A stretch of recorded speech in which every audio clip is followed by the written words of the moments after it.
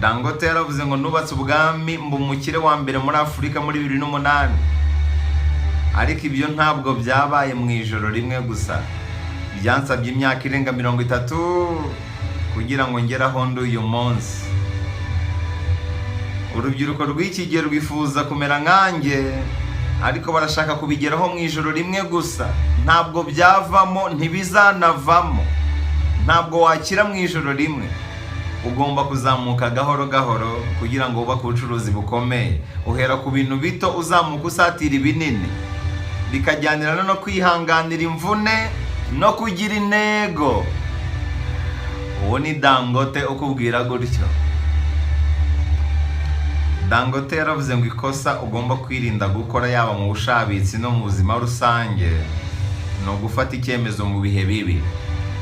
Ubuzima buhoramo ibyiza n'ibibi. Kuri Dangote ikosa ugomba kwirinda gukora yaba mu bushabitsi no mu buzima rusange no gufata icyemezo mu bihe bibi. Nka cyagiye wahombye, burya igihe cyose urakaye, igihe ubabaye, igihe ufite umujinya, ujye wirinda kugira ikintu ukora, wirinde no kugira ikintu uvuga. By'akarusho ntuzigere ufata icyemezo icyo ari cyo cyose mu gihe uri mu bihe bibi.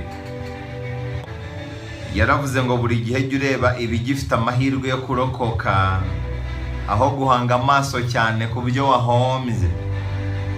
Buri gihe jya ureba ibisigaye aho kureba ibyo wahombye.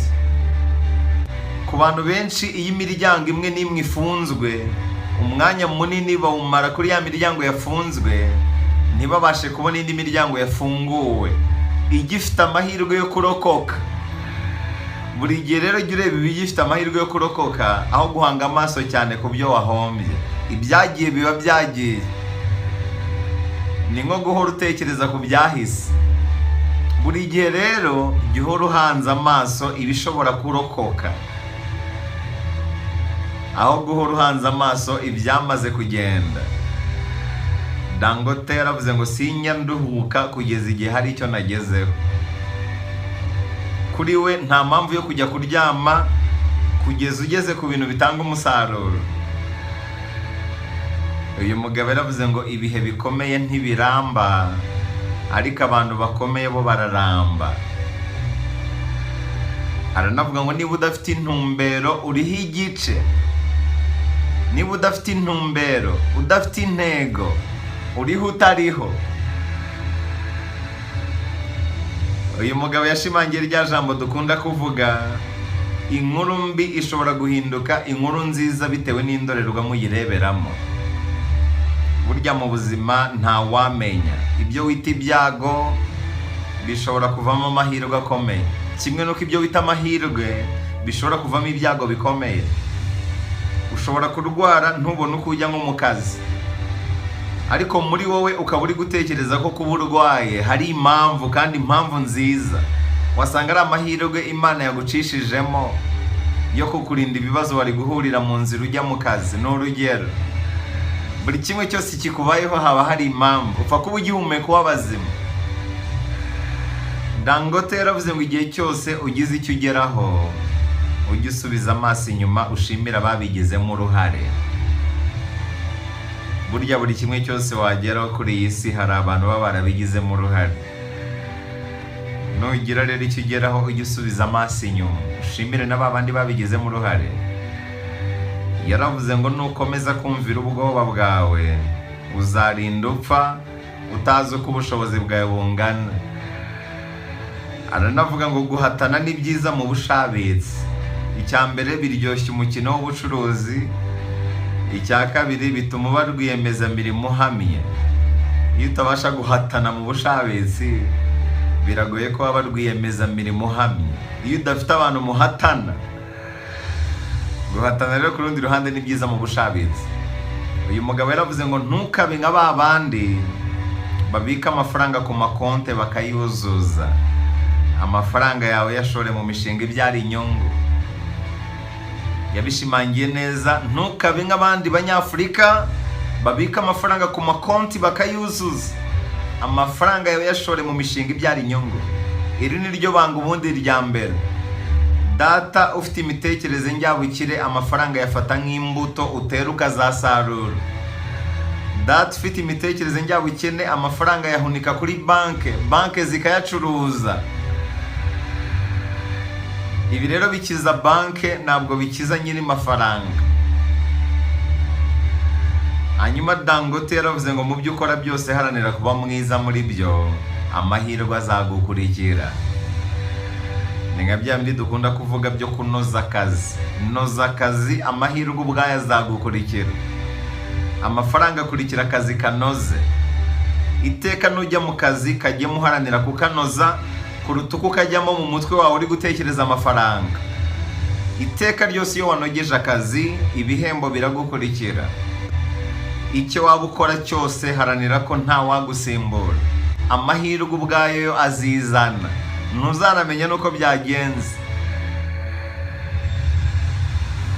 Ariko Dangote yaravuze ngo iga kureba ibyo abandi batabona, wizere ibyo badatekereza, ugerageze ibyo babona nk'ibidashoboka.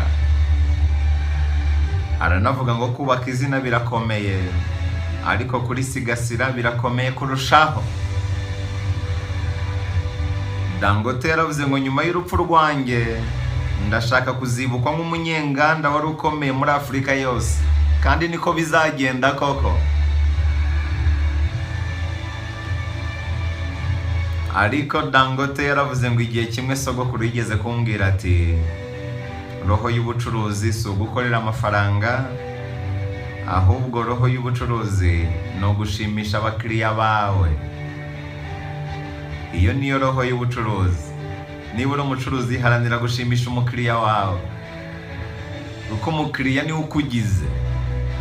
Igihe kimwe sogokuru yigeze kumbwira ati, roho y'ubucuruzi si ugukorera amafaranga gusa, ahubwo roho y'ubucuruzi ni ugushimisha abantu, ni ugushimisha abakiriya bawe.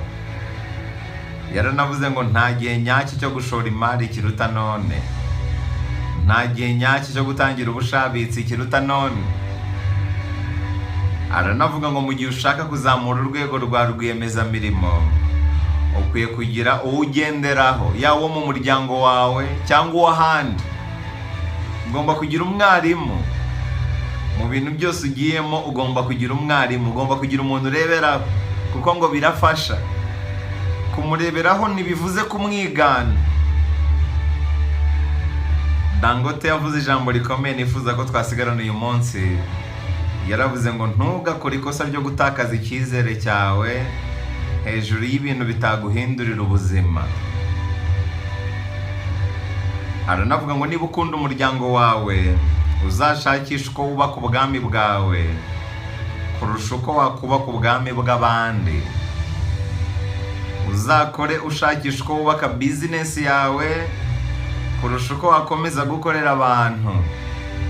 Umuryango wawe ntiwazungura akazi kawe, ariko wabasha kuzungura bizinesi yawe. Iteka ryose rero nutaha, ntukicare ngo urebe televiziyo, ahubwo mu mwanya wo gukoresha utekereza uko wakwikorera niba utarabitangira. Mu magambo yose Aliko Dangote yavuze muri igice cya kabiri kanyasoreze kuri iri ngiri, Dangote yaravuze ngo nahitamo gukora nkatsindwa aho kutagira icyo nkora. Kutagira icyo ukora nibyo bibi cyane kuruta gukora ugatsindwa. Uwatsinzwe byibuze yabonye uko bikorwa, yakuyemo isomo, ariko utagize icyo akora aracyari mu gihombo.